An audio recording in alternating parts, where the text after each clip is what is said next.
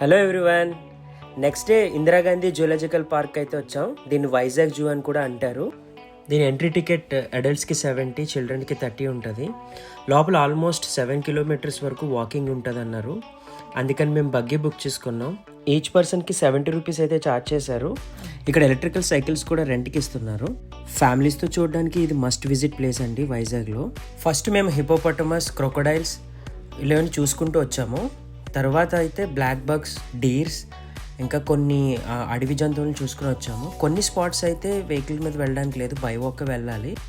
నెమళ్ళని చూసిన తర్వాత జిరాఫీస్ దగ్గరికి వచ్చాము, కానీ ఈ రెండు సిట్టింగ్ పొజిషన్స్లోనే ఉన్నాయి. పక్కనే ఉన్న జీబ్రాని చూసాము. Here comes the cheetah. Tigers అయితే మాకు స్లీపింగ్ పొజిషన్లో పెద్ద సర్ప్రైజ్ ఇచ్చాయి.